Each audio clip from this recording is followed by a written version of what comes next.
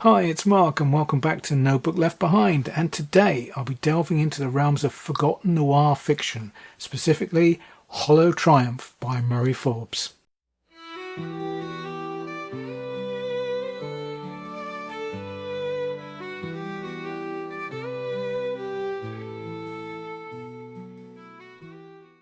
Before we get started, I better explain a little bit about what this forgotten noir thread is.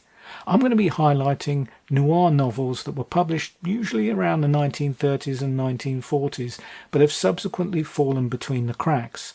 Now, I've discovered these through the movies, the fact that they were adapted into films, which generally have been forgotten as well, but which I remember because I'm a huge film noir fan, and I've been looking to track down some of these books literally for years.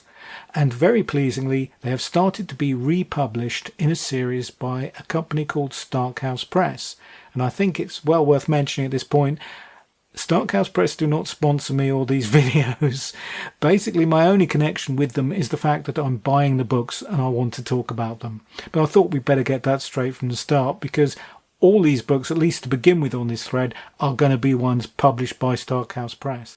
Today's example is Hollow Triumph by Murray Forbes, which was originally published in 1946 and turned into a movie 2 years later starring Paul Honreid and Joan Bennett. Now, this is the story of a man named Henry Muller. He studied as a young man to become a doctor, gave that up and went into investment banking, and then gave that up for the somewhat dubious career of forging bad checks, selling non-existent oil wells, fleeing the law, forging a few checks again, and then being incarcerated in prison for 5 years. Despite his record between the walls being an exemplary one, the warden isn't convinced of Henry's rehabilitation. He still feels that the man is going to go wrong because he is obsessed with obtaining fame, wealth and notoriety to the exclusion of everything else. On the outside, Henry joins up with an old colleague called Turk, who lives on the outskirts of the underworld, dabbling in bookmaking and gambling. Henry soon charms one of Turk's friends, the lovely Carlotta, into marriage, but after spending all her savings, he leaves her flat and goes to Chicago. In the Windy City, fate deals Henry an ace from the bottom of the deck. He finds out he's the physical double of a famous and very rich psychiatrist, Dr. Victor Bartok. They might be twins except for an old dueling scar on Bartok's face. Henry conceives a daring plan. He will kill Bartok and take his place and live his life. This is an absorbing, if highly unconventional, slice of noir fiction. Considering the plot, you'd probably expect this to be a suspenseful story of Henry and always being on the verge of his impersonation being discovered. Especially given that Henry makes one crucial mistake. Due to a flipped photograph, he puts the scar on his own face on the wrong side. And this is a surgical procedure he carries out using his old skills from when he trained to be a doctor, so he can't reverse it. And yes, he does experience quite a few dodgy moments where people almost seem to guess the truth, but using his charm and bluff, he gets away with it and firmly establishes himself as Bartok. But the book is more of a character study than anything else, and spends almost the entire time inside Henry's face, although it's told in the third person. And Henry's head is a very interesting place to be.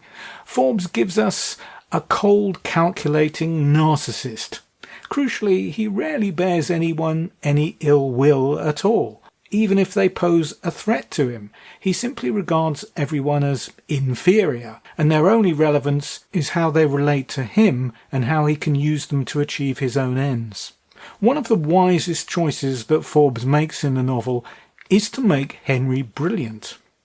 The narrative emphasises that not only is Henry able to take over Bartok's place in the world, but actually even expands his practice and genuinely helps large numbers of his patients. He's not driven to do this through any selfless motives, of course. It's rather all about proving his brilliance to the world and gratifying his insatiable ego, but there's no denying that the man is doing a lot of good in the world. On the other side of the coin, however, few people escape Henry's orbit unscathed, particularly women. When he takes over Bartok's life, he also takes over the more slightly elderly doctor's love life, and that proves to be surprisingly complicated. Not only was Bartok carrying on with socialite Virginia, he was also having an affair with his secretary Evelyn. Henry deals with these relationships in his own particularly callous fashion, which actually has fatal consequences for one of the women involved. Later in the book, Bartok's young niece Christina comes on an extended visit, which Henry obviously regards with some apprehension. However, she proves to be beautiful, young and vivacious, and not long before Henry fancies himself in love with her, and that feeling is reciprocated despite the family connection, or apparent family connection. As you can imagine, it doesn't end well, especially for Christina. In short, Henry is a bit like an infectious disease, laying waste to everyone around him, not through any premeditated, conscious, cruel decisions, but more through the prioritisation of himself to the exclusion of all others. There are a few moments in the book where we threaten to warm to Henry, where it seems like he's about to do the right thing. Of course he doesn't. He does the thing that's best for Henry instead. But the wreckage that he leaves behind him, the ghosts that remain in his wake, do begin to weigh on him as the book progresses. Even though it often seems that his remorse and his doubts are basically nods to conventional behaviour rather than anything substantial. But you have to remember this book was published in 1946, so some payback for Henry was probably always on the cards, and the later part of the book does take a very surprising turn. It's not a bad climax in any way, but it does feel as if it's a little dictated by societal expectations of the time. In other words, the criminal can never really truly get away with it. Now, I've no idea how successful or not the book was when it was published, but it was optioned for a film within a couple of years.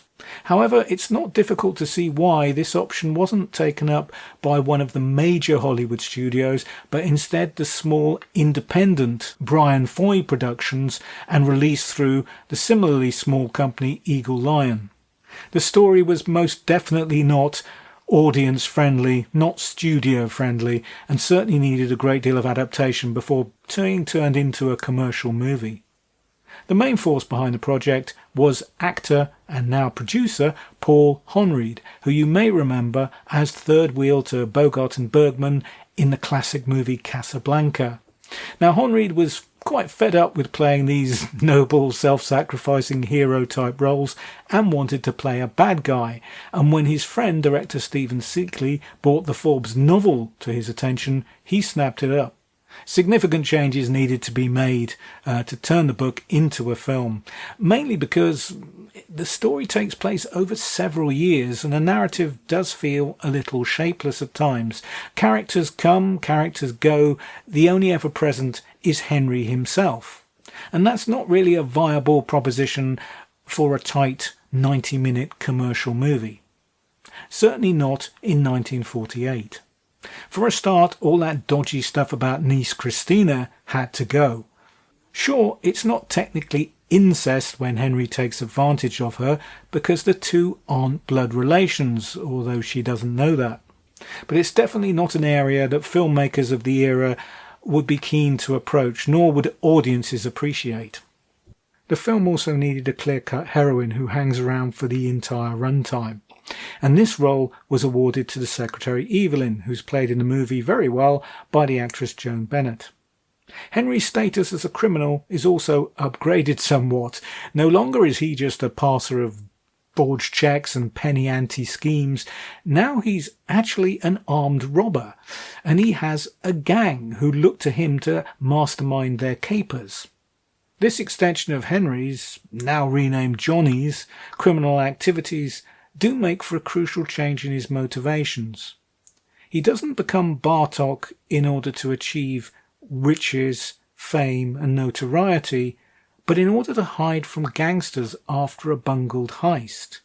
And this kind of ditches all the psychological aspects of the original story which made it so fascinating. It is understandable why they would change the story in this way, though, and it does make for a wonderfully suspenseful heist sequence near the start. So overall, the film is a mixed bag, really. If you can find a decent print of it, you can marvel at the wonderful cinematography of the underappreciated John Alton. The film looks gorgeous, especially the exterior street scenes where Honreid is chased by killers through a desolate urban landscape lit by shadows and neon, peopled by isolated, disconnected little groups of humanity. It looks something like a black and white Edward Hopper painting. There's also some surprisingly excellent script work fleshing out Evelyn's character, giving her some of the weary cynicism of the socialite Virginia from the book. It feels fresh and surprisingly modern, and there are a couple of terrific intimate scenes played by Bennett, where she really nails this aspect of her character. Sadly, the film undercuts her performance immediately by having her burst into tears when Honreid leaves the room, but I guess that's just 1940s conventions for you. All these changes do make the story feel more contrived and harder to swallow, unfortunately, especially a complete inexplicable change of character late on, which plays into their attempts for an ironic and even tragic climax. Seekley was removed from the project halfway through shooting due to creative differences with producer and star Honreid, who took his place in the director's chair.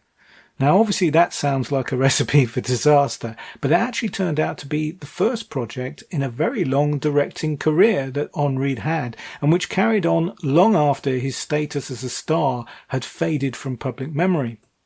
He only directed half a dozen movies, the most notable of which is the crime thriller Dead Ringer, which starred Bette Davis in 1964, but he was behind the megaphone for over 100 episodes of US network television, and he did direct episodes of some very famous shows such as Alfred Hitchcock Presents, Boris Karloff's Thriller, Bonanza, and The Big Valley.